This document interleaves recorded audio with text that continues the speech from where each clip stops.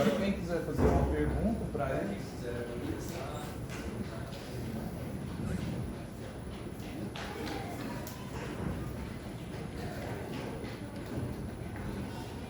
Então, eu sugiro que, considerado o que cada um disse, né, o que a colaboração de cada um comente um pouco mais sobre o outro, e a gente aproveita mais. E nesse meio as pessoas talvez se desencantem.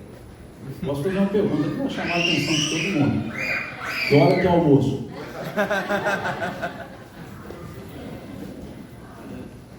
Me chamou a atenção, meditando nas duas exposições dos nossos irmãos, foi uma passagem aqui que o próprio Caimar Schutter traz. Ele diz assim: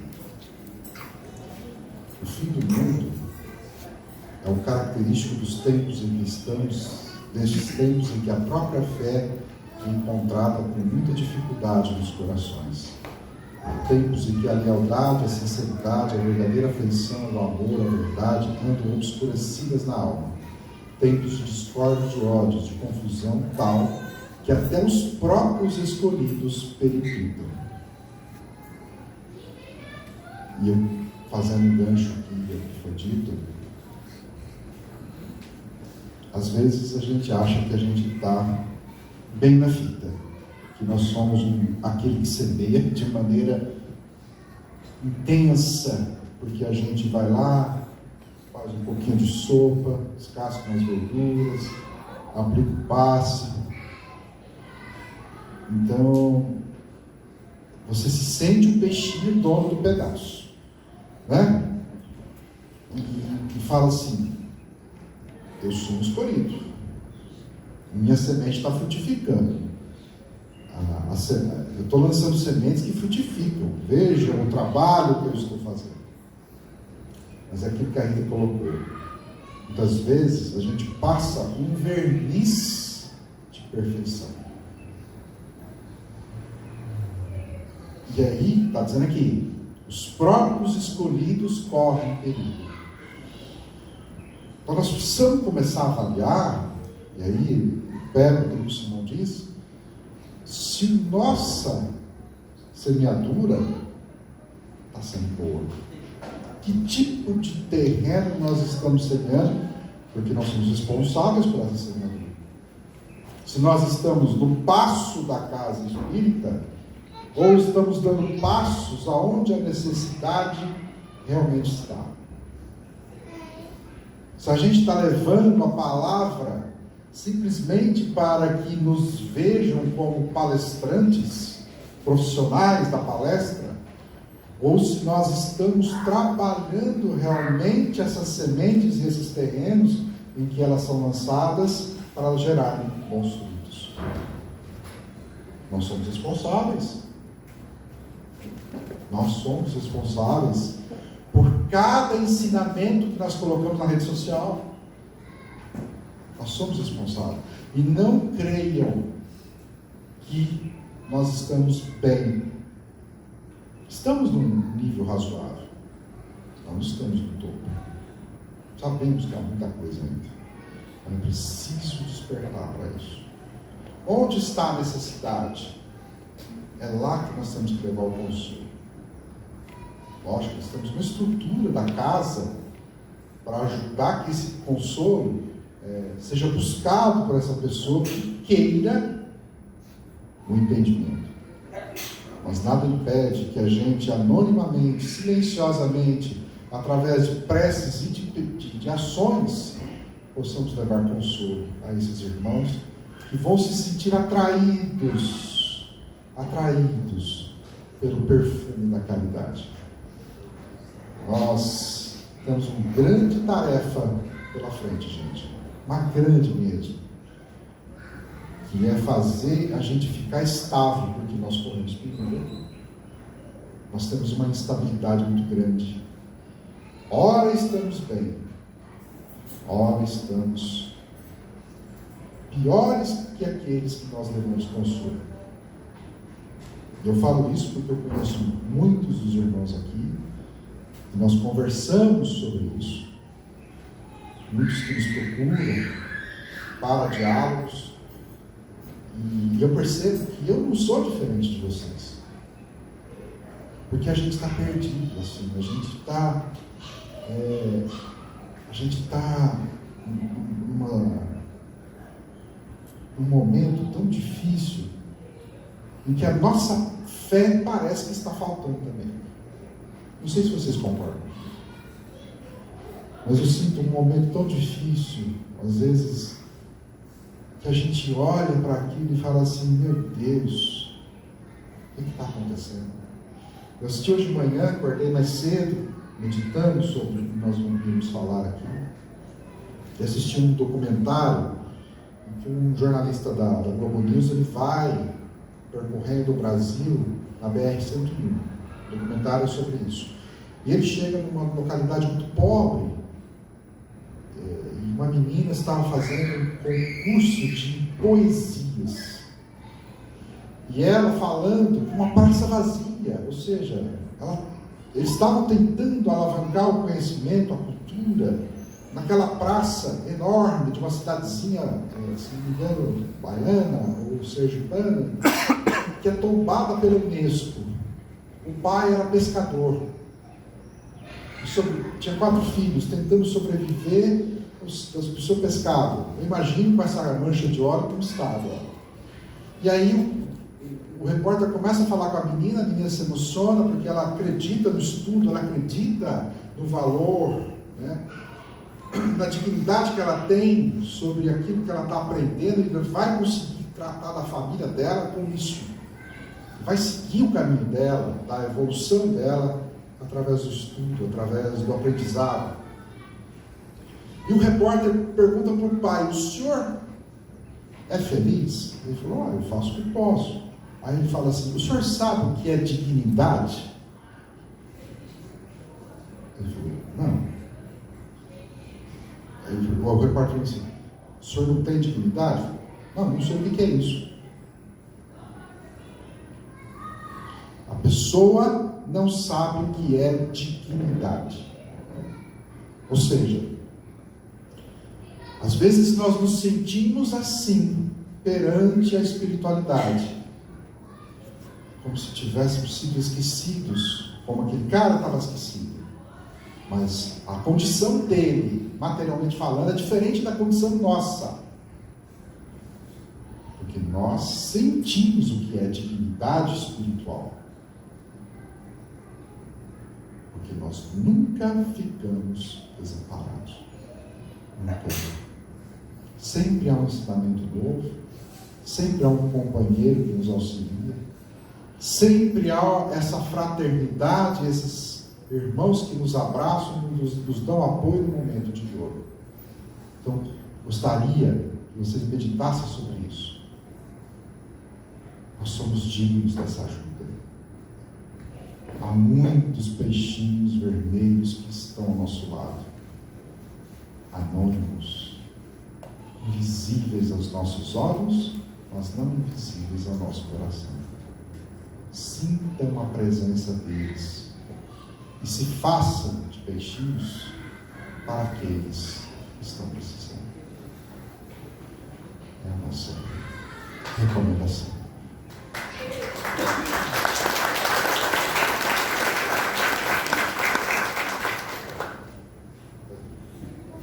Pois não.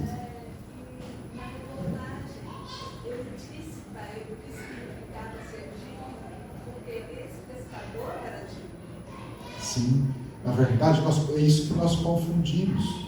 É isso que o repórter quis mostrar para a gente que estava assistindo. Dignidade não se sai falando que eu sou digno.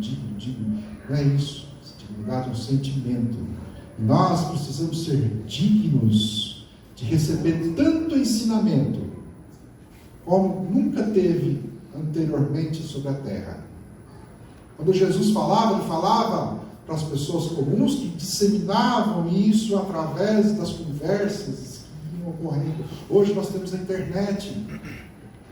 Não falta ensinamento. Não falta ensinamento. Se nós não estamos mais frutificados, se a situação está tão crítica como nós falamos, é porque nós, como terrenos ainda, aparentemente, não somos dignos dessa palavra que recebemos. Então é preciso despertar. Ainda há tempo. Ainda há tempo. Eu tenho certeza que a espiritualidade que está conosco sabe exatamente o que cada um sente. Eles conhecem a gente. E a gente precisa lembrar o seguinte: um dia, algum pescador bondoso pescou-nos lá do meio daquela região umbralina que nós conhecemos também, e disse assim: vamos recomeçar, meu filho? Fez isso com cada um de nós. Vamos recomeçar? E vamos trabalhar em prol do seu adiantamento e levar a palavra de Deus, a palavra de Jesus, ao ensinamento, ao coração das pessoas que precisam. Vamos fazer isso. Vamos dar. E nós aceitamos esse compromisso. Nós aceitamos. E hoje compete a nós pescarmos outros irmãos que estejam prontos para ser pescados, que estejam conscientes, talvez, dessa dignidade que outros irmãos ainda não têm. Mas eu entendi o que só quis dizer e agradeço. Obrigado.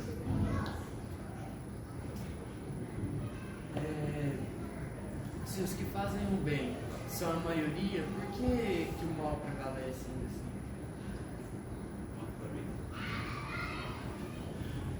Essa pergunta é muito boa. Se o bem é a maioria, por que o mal prevalece? Isso é algo muito sério, porque de fato, se nós olharmos, a maioria das pessoas que nós conhecemos são pessoas que não fazem o mal.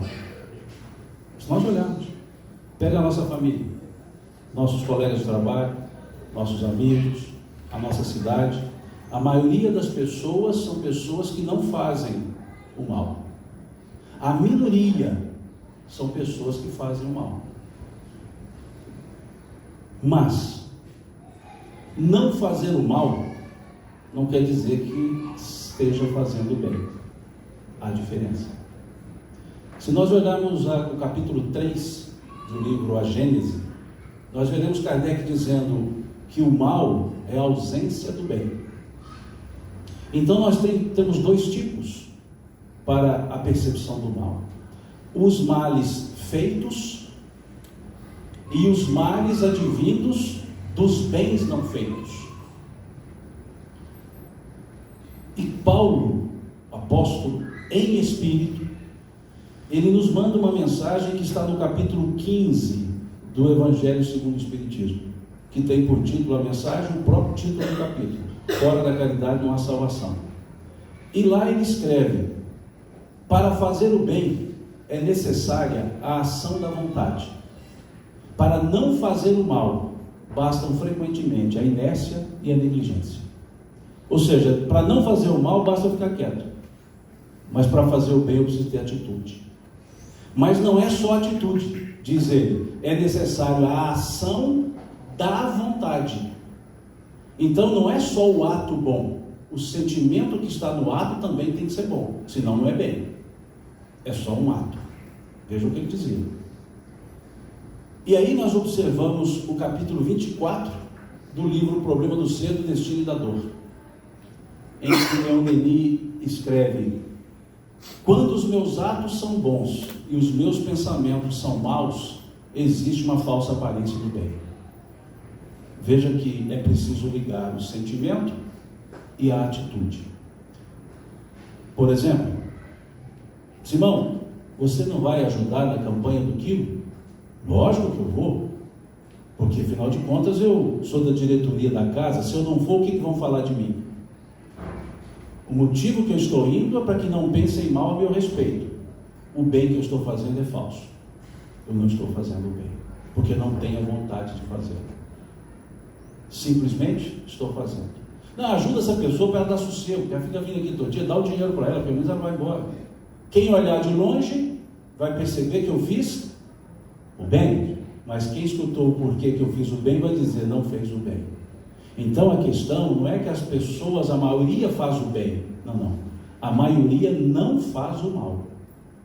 Poucas fazem o bem, poucas fazem o mal.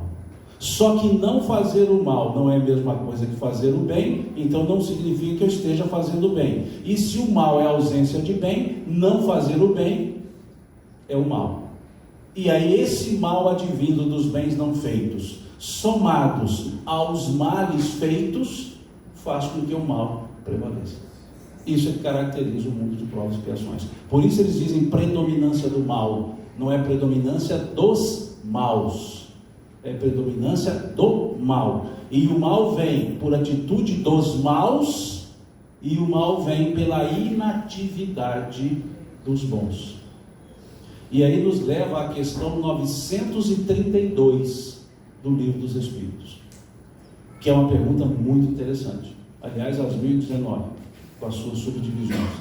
Mas ele pergunta: por que no mundo frequentemente os maus sobrepujam os bons em influência? Em outras palavras, por que gente ruim influencia gente boa e gente boa não influencia gente ruim?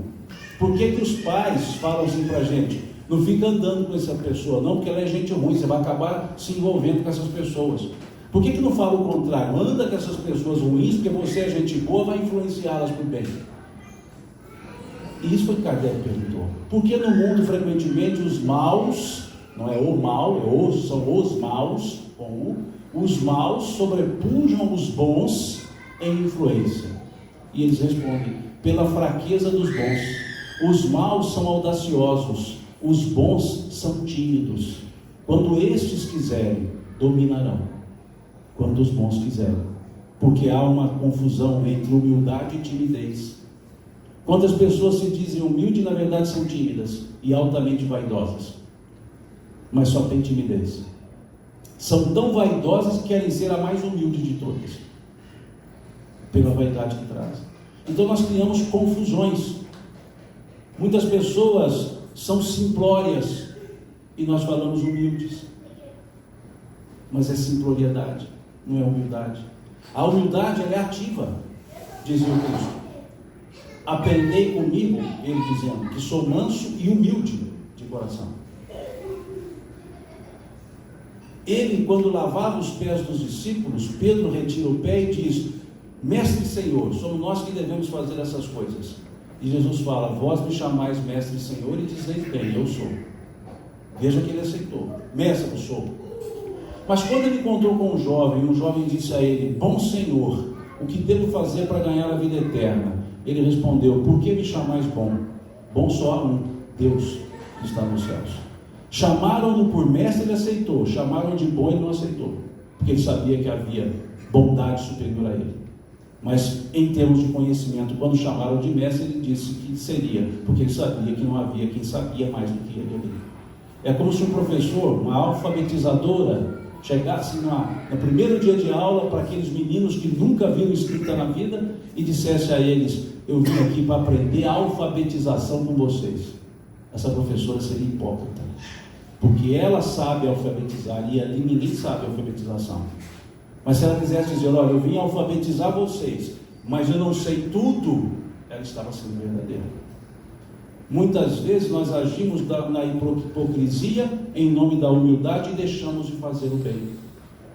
E quanto ao bem, Jesus nunca pediu que escondesse.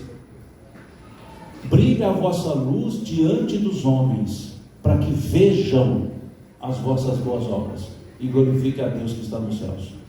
Vejam as vossas boas obras e glorifiquem a Deus. Não é vejam o obreiro, vejam as obras. Porque se o bem não é mostrado, como ser valorizado? Não interessa quem fez, interessa o feito. Então não se valoriza o autor, se valoriza a obra, para que vejam as vossas boas obras e glorifiquem a Deus e não ao autor. E Jesus depois nos dá outra medida no capítulo 6 do Evangelho de Mateus, quando ele fala do Sermão do Monte. Ele diz: tu, quando deres esmola, Não faças como fazem os fariseus, que assim o fazem nas praças para serem vistos pelos homens. Tu, quando deres esmola, que a tua mão direita não saiba o que faz a outra. As duas mãos são da mesma pessoa.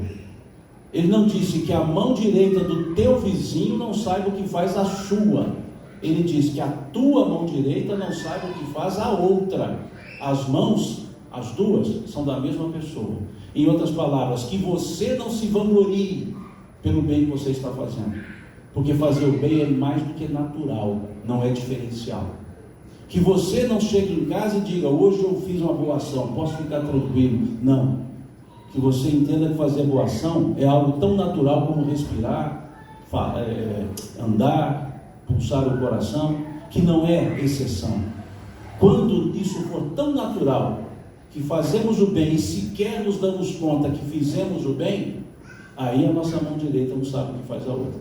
Mas enquanto o autor do bem, ainda assim, ainda por si, fica se vangloriando do bem que fez, mesmo que não conte para ninguém, que seja só para si, a sua mão direita está sabendo o que faz a outra. Então por isso o mal campeia, porque não são os maus, são os maus e os bons, um pela atitude, o outro pela omissão. E aí o mal advindo do bem não feito prevalece. É o que vemos no Código Penal da Vida Futura, capítulo 7 do livro Céu e Inferno, artigo 9 desse Código Penal, que somos responsáveis pelos males que nós fazemos, mas também somos responsáveis pelos males oriundos dos bens não feitos. E vejam como sério é isso quando vamos ao artigo 21 desse mesmo Código Penal da Vida Futura, que diz: ninguém é responsável pelos erros alheios, a não ser que os tenha gerado pelo exemplo ou não os tenha impedido quando podia fazer. Quantas pessoas fazem o mal copiando da gente? E eu disse: eu não sou responsável por isso. Ninguém é responsável pelo erro alheio, a não ser que o tenha gerado pelo exemplo. Quantas coisas são copiadas? Então nós não percebemos que pelas nossas atitudes não boas, nós convidamos as pessoas também a não serem boas. Então vejam quão profundo é isso, para a gente entender por que o mal ainda prevalece se a maioria das pessoas não fazem o mal. Prevalece e deixará de prevalecer quando a maioria das pessoas deixarem de não fazer o mal e começarem a fazer o bem. Aí sim o mal não teria mais espaço. E os Espíritos nos dão uma gradação para isso no capítulo 3 do Evangelho segundo o Espiritismo, quando apresenta a progressão dos mundos. E o mundo em que o mal inexiste é só o mundo celestial, porque os mundos felizes ainda têm o mal, com a predominância do bem. Então eles dizem: mundo de prova e expiação, predominância do mal; mundos de regeneração, coexistência do mal e do bem; mundos felizes, predominância do bem; mundos celestiais, ausência do mal. E por que a ausência do mal? Porque as pessoas só fazem o bem, não tem mais pessoas que não fazem o mal. Então nós ainda temos por virtuoso, e não fazer o mal. Mas a virtude, essa seria uma virtude omissiva, mas a virtude ativa seria fazer o bem. E aí, tal qual, poucos fazem o mal, poucos fazem o bem, e a maioria não faz o mal. E aí então o bem não significa que está sendo feito. Muito boa essa pergunta, altamente profunda, e que Kardec desenvolve isso no capítulo 3 do A Gênese, que eu convido o pessoal a ler. Não, sobre esse assunto ainda, quando a gente entende que o mal se faz onde não tem bem, né, o ato de não fazer o bem dá espaço para o mal, o que a gente pode compreender quando há o ato de bondade sem vontade? Qual Veja, que é o impacto? É um passo melhor ou menos pior do que não fazer o mal. Porque o bem verdadeiro, diz o Espírito São Vicente, lá no Evangelho, no Livro dos Espíritos, a partir da questão 889, ele vai colocar que o bem verdadeiro é aquele que liga o beneficiado com o beneficiador. É aquele que as duas partes se conectam. Esse seria o bem verdadeiro. Mas aquele que só há um beneficiado e o outro não, ou seja, o doador é puramente fachada, mas houve o benefício de alguém, é um bem, mas não um bem na sua integralidade, porque a outra parte não se ajustou nesse bem, mas já é um bem, porque poderia haver simplesmente, não estou nem aí, mas houve um, vou ajudar, mas não ajudar para desencargo de consciência, não ajudar porque senão não vai ficar me incomodando, não ajudar porque me pediram, mas já é uma ajuda. Então, São Vicente, ele cria essa condição de mostrar a ideia da esmola e da beneficência, que é justamente a 889, mostrando que há uma diferença entre uma e outra. E Jesus, sobre isso, ele fala um negócio muito interessante. Marcos, ele escreve que Jesus dizendo: dai antes esmola daquilo que tiverdes. E Emmanuel, ao analisar essa frase, lá no capítulo 60 do livro Fonte Viva, ele vai analisar essa frase dizendo: dar o que tem é diferente de dar o que detém. Dai antes do que tiverdes. Em outras palavras, depois você dá o que você detém. E o que nós temos, o que nós detemos? O que nós temos somos nós. Nossa personalidade, nosso tempo, nossa atenção, nossa palavra, nossos ouvidos, isso nós temos. E o que nós detemos é o que fica quando voltamos, todas as posses. Então muitas vezes nós damos das nossas posses, mas não damos de nós. Então dizia o Cristo: dai antes daquilo que tiverdes, depois o que detiverdes. Então veja, dá o que tem. Então além da esmola, além do material, vou dar de mim mesmo. Eu conversava com um amigo ontem, o Quincas, de Monte Carmelo, e ele me contou um fato trivial para ele, mas altamente significativo. Diz ele que chegou ao Alpê, estava chovendo em Monte Carmelo, uma chuva torrencial, mais forte talvez, e ele viu que tinha uma pessoa na porta da casa dele, escondendo da chuva debaixo da árvore. Ele pegou, abriu a porta, e o portão disse: entra, esconda-se aqui. Em vez de ficar debaixo da árvore, pegando respingos, e com sujeito até a raios, ele não entra. Isso é dar de si. Porque ele viu a pessoa e poderia ter pensado: vou dar até um guarda-chuva para ela, mas ela continuaria molhando. Mas disse: entra aqui. Ele trouxe ela para ficar na sala dele, e ali foram conversando até a chuva passar. Isso ele deu de si. Esse é um bem que não é esmola. Perceberam? Então é esse o sentido, que é válido uma parte. Emmanuel, nesse capítulo 60, ele escreve: é sempre reduzida a caridade que alimenta o estômago, mas que não está disposta a perdoar as ofensas, a servir diretamente. Aí disseram: não, eu não, esse negócio de fazer a caridade eu faço, eu dou um dinheiro para o pessoal comprar a cesta básica. Por que você mesmo não vai lá e compra e entrega? Aí é um pouco mais. É o que Jesus dizia sobre esse aspecto. Quando ele multiplica os pães, ele diz aos discípulos: dai vós mesmos a eles de comer. Jesus não disse: chamai-os a eles de comer. Em outras palavras, quem quer fazer o bem vai ao encontro do necessário. Está bom, porque antes nem isso fazia. Então são gradações, mas é preciso pensar na completude.